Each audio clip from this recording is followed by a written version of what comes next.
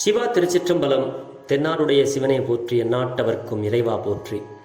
நமச்சிவாய வாழ்க, நாதன் தாள் வாழ்க, இமைப்பொழுதும் என் நெஞ்சில் நீங்காதான் தாள் வாழ்க. ஈர்த்து என்னை ஆட்கொண்ட எந்தை பெருமான் நம் பெருமான் சிவபெருமான் திருவடிகளை மனம் மொழி மெய்களாலே வணங்கி என் பெருமக்கள் நாயன்மாருடைய திருவடி தாமரைகளை இதய கமலத்தில் வைத்து போற்றிக் கொண்டு எனது அருட்குருநாதர் திருமுறை பன்னிசை மாமணி வே சுந்தரமூர்த்தி தேசிகர் ஐயாவுடைய திருவடிகளை நீர நினைந்து திருமுறை செந்நெறிக்குள் என்னை ஆற்றுப்படுத்திய சிங்கப்பூர் திருஞான சம்பந்த பெருமான் சிவநெறி திருக்கூட்டத்தின் அடியார் பெருமக்களது திருவடிகளை தலைமேற்கொண்டு வணங்கி மற்றும் அடியார் பெருமக்களது திருவடிகளை வணங்கிக் கொண்டு பெரும்பற்ற புலியூரானை பேசாத நாளெல்லாம் பிறவாத நாளே என்ற அருள் சிந்தனையில் இன்றைய தினம் நாம் சிந்திக்க இருப்பது அருள் தரும் மாணிக்க வாசக பெருமான் மலரடிகள் போற்றி போற்றி. மாணிக்க வாசக பெருமான் திருவாய் மலர்ந்தருளிய திருவாசகம் 8வது தமிழ் வேதத்தில் 14வது திருப்பதிகம் திரு உந்தியார். இந்த திரு உந்தியாரை நாம் தொடர்ந்து 3 நாட்களாக சிந்தித்துக் கொண்டு வருகிறோம் அன்பர் பெருமக்களை. இது 15வது பாடலிலிருந்து 20வது பாடல் வரைக்கும் 5 பாடல்களை சிந்திப்பதற்கு இன்றைய தினம் சிவபெருமான் நமக்கு திருவருள் அருளி இருக்கிறார். தெரிந்த அளவில் இந்த பாடலை பாடி அதுக்கு பொருளை நாம் சிந்திப்போமாக. அன்பர் பெருமக்களே, இது ஒரு வெற்றி திருப்பதிகம். இந்த திருப்பதிகத்தை நாம் மனம் உகந்து சிவபெருமானிடத்தில் தினந்தோறும் ஓதி வந்தால் நாம் எடுக்கின்ற ஒவ்வொரு செயலும் வெற்றியில் முடியும் என்பது நமக்கு அருளாளர்கள் அருளியிருக்கிறார்கள். ஏனென்றால் சிவபெருமானுடைய வெற்றி எல்லாம் இதில் சொல்லப்படுகிறது. அவருடைய அருள் தன்மை எல்லாத்தையும் இந்த பாட்டில் சொல்கிறாங்க. இதெல்லாம் நம்ம பாட பாட நம்மளுடைய வாழ்வியில் வாழ்த்துவதும் வானவர்கள் அப்படின்னு சொல்லுவார் மாணிக்க வாசக பெருந்தகையார். அதாவது தேவர்கள் எல்லாம் வாழ்வதற்காக இறைவனை வாழ்த்துகிறார்கள். அது போன்ற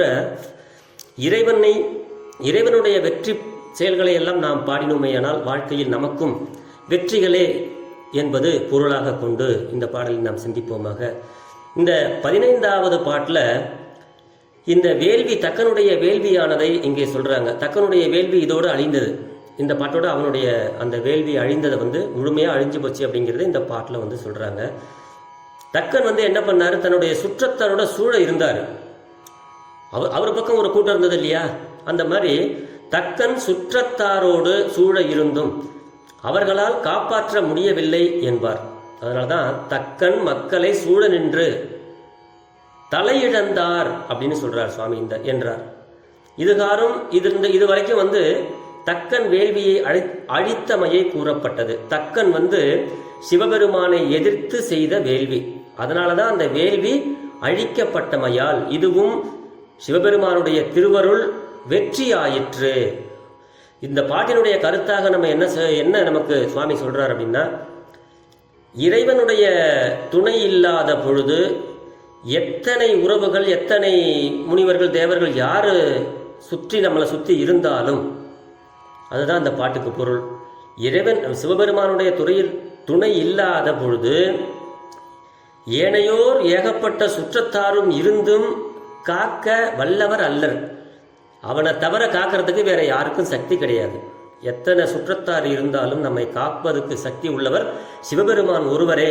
அதைத்தான் இதில் சொல்றாரு, சுற்றமாக இருந்தும் காக்க வல்லவர் அல்லர் என்பது இந்த பாடலினுடைய பொருளாக நமக்கு அருளுகிறார். இப்போ இந்த பாட்டை நம்ம சிந்திப்போம். திருச்சிற்றம்பலம் வெற்றி செய்தி என்பதனால நம்ம நிறைய ராகங்கள்ல இதை சந்தோஷமா பாடலாம். திருச்சிற்றம்பலம். தக்கனார் அன்றே தலையிழந்தார் தக்கன் மக்களை சூழ நின்று உந்தி வர மடிந்தது வேள்வி என்று உந்தி வர மடிந்தது வேள்வி என்று உந்தி வர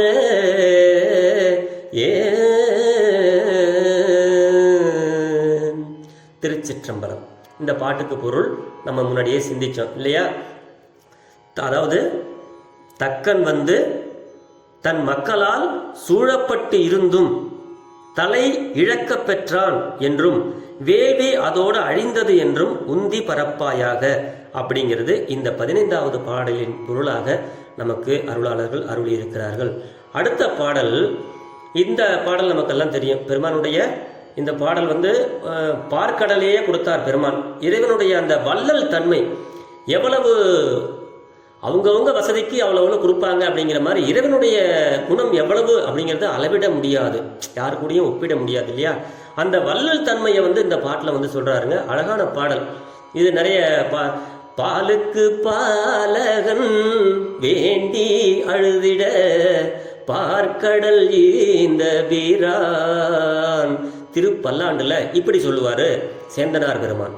இந்த திருவாசகத்துல மாணிக்கவாசக சுவாமிகள் பாலகனார் கன்று பார்க்கடல் ஈந்திட்ட கோலச்சடையர்க்கே உந்தீபர குமரன் தன் தாதைக்கே உந்தீபர. திருச்சிற்றம்பலம். இந்த பாட்டில் வந்து நமக்கு என்ன சொல்றாருன்னா, எல்லாருக்கும் தெரியும் இந்த வரலாறு. இந்த பாடலுடைய விளக்கம் அப்படின்னு நம்ம சுருக்கமாக நம்ம வந்து சிந்திச்சோம்னா, முன்னாளில் ஒரு பாலகனுக்கு பார்க்கடலை தந்தருளினான் சிவபெருமான். சிவபெருமான் பொருட்டு உந்தீபர குமரவேல் நம்ம முருகப்பெருமான், முருகக் கடவுள் அல்லவா, அந்த முருகக் கடவுளுக்கு தந்தையின் பொருட்டு உந்தீபர அப்படின்னு சொல்லி இதுல வந்து நமக்கு சொல்றாரு. இந்த பாட்டுக்கு வந்து விளக்கத்தை பார்த்தோம்னா, பாலை வேண்டி அழுதது சிறு குழந்தை, ஆனால் பெரிய பார்க்கடலையே அருந்துவதற்காக அளித்தான் இறைவன் என்பார். பாலகனார்கன்று பார்க்கடல் ஈந்திட்ட என்கிறார் இதை. கொடை மாடம் என்பார். கொடை மாடம் சிவபெருமான். சங்க சான்றோர் பாலுக்கு பாலகன் வேண்டி அழுதிட அப்படின்னு நமக்கு திருமுறையில் 9வது திருமுறையில் திருப்பல்லாண்டுல நமக்கு அந்த பாடலை வந்து மக்களை பெற்றார்க்கே மக்களின் அருமை தெரியும் என்பதை குமரன் தன் தாதை என்பதால் குறிப்பிட்டார். இப்போ ஒரு குழந்தை அழுவும் போது ஒரு தாய்க்கு இன்னொரு தாயை தெரியும், அடே அந்த குழந்தை இப்படி அழுவதை போய் காப்பாற்ற அப்படின்னு சொல்லுவாங்க இல்லையா. அந்த தாய்மை இருக்கு இல்லையா, அந்த தாய்மையை தான் இங்கேயும் சொல்றாரு. என்னதான் இருந்தாலும் அவர் ஒரு குழந்தைக்கு தகப்பன் இல்லையா முருகனுக்கு. அதனால ஒரு குழந்தை அழுதுனால அவருக்கு போய் உடனே பால் கொடுத்தார், பார்க்கடலையே கொடுத்தார் அப்படின்னு இந்த பாட்டில் வந்து அதை வந்து குமரன் தாதை என்பதை குறிப்பிடுகிறார். இதை பாலகனாருக்கு பார்க்கடல் இந்த வரலாறு, அதாவது வசிஷ்டருடைய ஆசிரமத்தில் காமதேனுவனுடைய பால், அந்த பால் வந்து குறைவர உண்டு வளர்ந்து வந்த உபமன்யு முனிவராகிய இந்த குழந்தையை பிதாவாகிய வியாக்கிரபாதர் சிதம்பரத்தில் உள்ள தமது ஆசிரமத்தில் கொண்டு வந்து வளர்க்கும் போது ஒரு நாள் அந்த குழந்தை பசியால் பாலுக்கு அழுதபோது அந்த பசியை தீர்க்கும் பொருட்டு சிவபெருமான் திருப்பார்க்கடலையே அங்கு வர அருளினான். இது வந்து கோயில் புராணம். கொடை சிறப்பு, பெருமானுடைய அந்த அருள் சிறப்பு, அந்த கொடை தன்மை, அதுவும் திருவருள் வெற்றிதான்.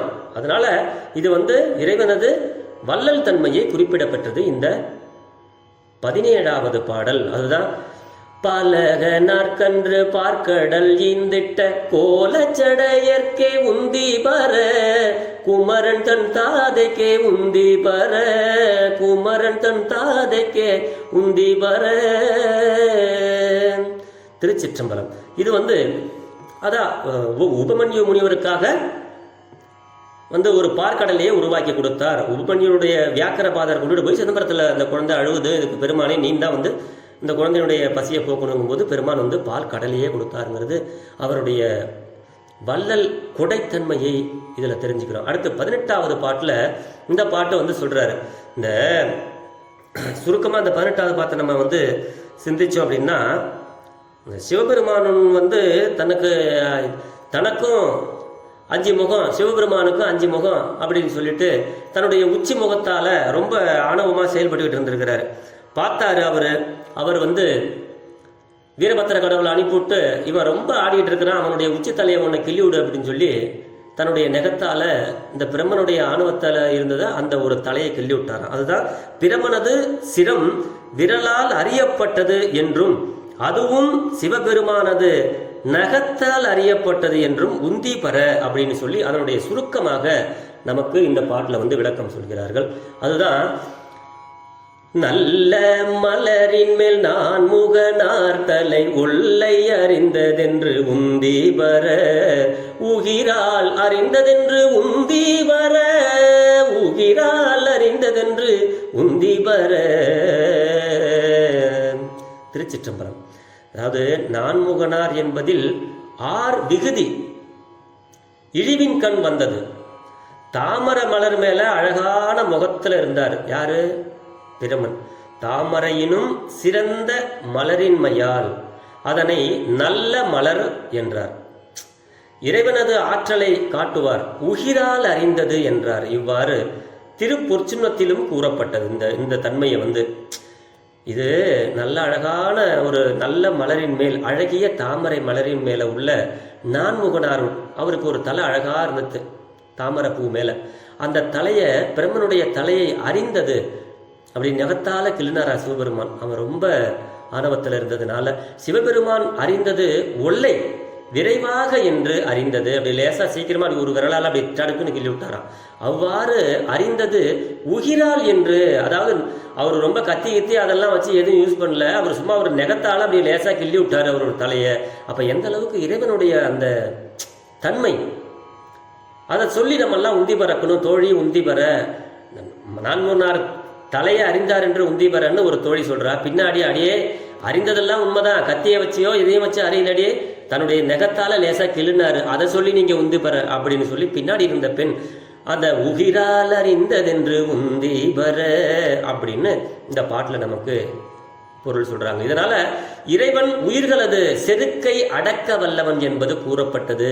தான் என்ற செருக்கு நம்ம இடத்துல இருக்கக்கூடாது. அப்படி இருந்ததுன்னா அது நம்மை அழித்து விடும். அதை போக்குறதுக்காகத்தான் பிரம்மனுக்கிட்ட அந்த செருக்கு இருந்தது. அதை போக்குறதுக்காகத்தான் அவனுடைய தலையை ஒன்று கிள்ளி போட்டார் பெருமான் அப்படின்னு அந்த உயிர்களது செருக்கை அடக்க வல்லவன் சிவபெருமான் என்பது இந்த பாடலினுடைய பொருளாக நமக்கு அருளுகிறார். அடுத்தது 19வது பாட்டில் இந்த வழக்கமாக வரக்கூடிய அந்த கைலை மலையை பெயர்த்து எடுத்தான் இல்லையா, அந்த தசக்கிரீவன், அவனுடைய வரலாறு வருது. தேரை நிறுத்தி மலை எடுத்தான் சிரம் இறைந்தும் இற்றவாறும் தீபர. முதல் பெண்கள் பாடுகிறாங்க. அடுத்த இன்னொரு பெண் இறைவனுடைய அந்த தன்மையை எடுத்து சொல்ற மாதிரி, அதாவது அடியே அவன் தலை போச்சுன்னு மட்டும் சொல்றீங்களே, அவனுடைய 20 தலையுமே போச்சுன்னு பாடுங்க. 20 இற்றதென்று உந்தி வர, 20 இற்றதென்று உந்தி வர அப்படின்னு இந்த பாட்டுல பொருள் சொல்றாங்க. ராவணன் மலையை எடுத்த கதை எல்லாருக்குமே தெரியும் இல்லையா. ராவணன் திக் விஜயம் செய்த போது இப்படி போறான். அப்படி இந்த கைலை மலையை நடுவில் இருக்கிறதுனால அதை தூக்கி ஓரமா வச்சுட்டு போகலாம் அப்படின்னு சொல்லிட்டு திக் விஜயம் செய்யும் போது அந்த மலை தடுக்குது நடுவில் இருந்து. உடனே இவனுக்கு ராவணனுக்கு ஒரு கோபம். உடனே கோபம் கொண்டு உடனே அதை பெயர்த்து எடுக்க முயன்றான். இறைவன் பார்த்தாரு, யார் ராவன் நம்ம மலையவே எடுக்கிறதுன்னு. ராவணன் லேசா ஒரு பெருவிரலை வச்சு லேசா அழுத்தினாரு. அந்த அந்த மலைக்குள்ள நடுவில் அகப்பட்டு அவன் ரொம்ப வருந்தினான். பின்னர் 10 தலையும் இத்து போயிடுச்சு. ஐயோன்னு கத்துனா. அப்புறம் சாமகானம் பாடி இறைவனை வேண்டி அருள் பெற்றான். இது ராமாயணத்துல உத்தரகாண்டம் என்ற பகுதியில் இது சிறப்பா சொல்லப்படுது. இதுக்கு நமக்கு நம்ம திருமுறையில வாகீச முனிவர் அங்கே தவம் செய்து கொண்டிருந்த பொழுது இந்த ராவணனுடைய அலறல் சத்தம் கேட்ட பொழுது இவனுக்கு சிவபெருமானை சாமகானம் பாடு, உன்னுடைய துன்பம் போகும்னு சாமி சொன்னார் அப்படின்னு சொல்லி நமக்கு தேவாரத்திலையும் ஒரு வரலாறு உண்டு. அப்ப இந்த பாட்டுக்கு தேரை நிறுத்தி தனது புஷ்பக விமானத்தை நிறுத்தி விட்டு மலை எடுத்தான், கைலை மலையை பெயர்த்தலாகியவனானான். அப்படி பெயர்த்தவனாகிய ராவணனுடைய சிரம் ஈரைந்தும் தலைகள் 10 தலை இருந்துச்சு. 20 தோள்களும் 20 இற்றதென்று உந்தி பெற. 10 தலைக்கு 20 தோல். அந்த 20 தோலும் நெறித்த விதத்தை பாடி இருப்பது. தோள்கள் 20 இற்றது என்று நெறித்தது என்று உந்தி பெற அப்படின்னு சொல்லி இந்த பாட்டில் தோழிகள் சிவபெருமானுடைய புகழை சொல்லி அவருடைய பெருமையை சொல்லி பாடுகிறார்கள். இது ராவணன் மலையை எடுத்த அந்த வரலாறை சொல்லுது. தக்கனை போலவே பிரம்மனும் ராவணனும் சிவபெருமானை இகழ்ந்து தண்டனைக்கு உள்ளான்மையால் தக்க என்ன செஞ்சாரு, மதிக்காம போய் யாகத்தை பண்ணாரு. அங்க அவருக்கு தலை போச்சு. பிரம்ம என்ன பண்ணா, அவரை மதிக்காம நான் தான் பெரிய ஆளுன்னு தலைக்கணம் கொண்டு அலைஞ்சான். அவன் தலையை பிடிச்சி கிள்ளி எறிஞ்சிட்டாரு. அடுத்தது இந்த ராவணன் என்ன பண்ணா, அவன் போய் சிவபெருமான் இருக்கிற மலையை தூக்குனான். அங்கேயும் பார்த்தாரு, உங்களுக்கெல்லாம் தலைக்கணம் ரொம்ப ஜாஸ்தியாக போச்சுடா, இருடா பார்த்துக்கிறேன்னு அவன் தலையை 10 தலையும் விற்றதென்று உந்தி பெற 20 தோள்களும் விற்றதென்று உந்தி பெறன்னு யாரெல்லாம் தலைக்கணமாக இருக்கிறோமோ நம்மளுடைய அந்த தலைக்கணத்தை பெருமான் அழிக்க வல்லவர் என்பது இந்த பாடலில் நம்ம புரிஞ்சுக்கணும்.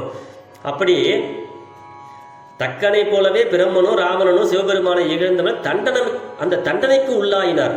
இதுவும் சிவபெருமானுடைய திருவருள் வெற்றி ஆயிற்று என்பதை இந்த பாட்டில் நமக்கு 19வது பாட்டில் சொல்றாங்க. அடுத்தது 20வது பாட்டு. இந்த பாடல்ல என்ன சொல்றாங்க தெரியுமா? இறைவன் நல்லோரை காக்க வல்லவன் என்பது கூறப்பட்டது. இறைவன் நாம் அவனுக்கு வழிபட்டு நல்ல விதமாக நால்வர்களுடைய நெறிப்படி நம்ம வாழ்ந்தோம்னா நம்மளை இறைவன் ஒருபோதும் கைவிட மாட்டார், காப்பார் என்பது இந்த 20வது பாட்டினுடைய பொருளாக நமக்கு அருளுகிறார். அதுதான் ஏகாசம் விட்ட இருடிகள் போகாமல் ஆகாசம் காவல் என்று உந்தி வர அதற்கப்பாலும் காவல் என்று உந்தி வர அதற்கப்பாலும் காவல் என்று உந்தி வர. திருச்சிற்றம்பலம். இதுக்கு என்ன தெரியுங்களா? இறைவனே கொடியவரை துன்புறுத்துவது போல நல்லாரை காக்கவும் செய்வான் என்பது. அதான் இருடிகள் போகாமல் ஆகாசம் காவல் என்றார். இந்த பாடல் பழைய பதிப்புகளில் இல்லை. இதனால இறைவன் நல்லோரை காக்க வல்லவன் என்பது கூறப்பட்டது. ஆக ஏகாசமிட்ட அப்படின்னா மேலாடை அணிந்து உள்ள, இருடிகள் போகாமல்னா முனிவர்கள் அழிந்து போகாமல் சிவபெருமான் காத்தான். எங்க? ஆகாசத்தில் இருக்கக்கூடிய முனிவர்களையும் அதற்கு அப்பால் இருக்கக்கூடிய முனிவர்களையும் காக்கின்றான் பெருமான் என்பது ஆகாசம் காவல் என்று உந்தி பெற. ஆகாயத்தில் இறைவன் காவலாய் இருக்கின்றான் என்றும் அதற்கு அப்பாலும் அவனே காவல் என்று உந்தி பெற. ஆகாயத்துக்கு அப்பால் உள்ளவர்களுக்கும் அவனே காவல் என்று சொல்லி உந்தி பெறடி.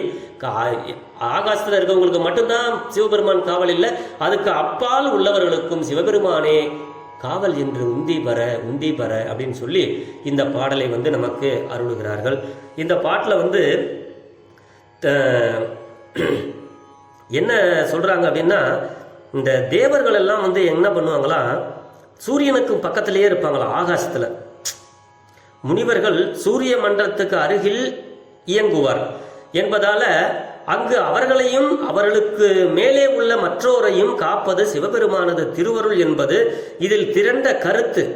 முனிவர்கள் சூரிய மண்டலத்தில் இயங்குதலை நிலமிசை வாழ்நார் அலமரல் தீர தெருகதிர் கனலின் வெம்மை தாங்கி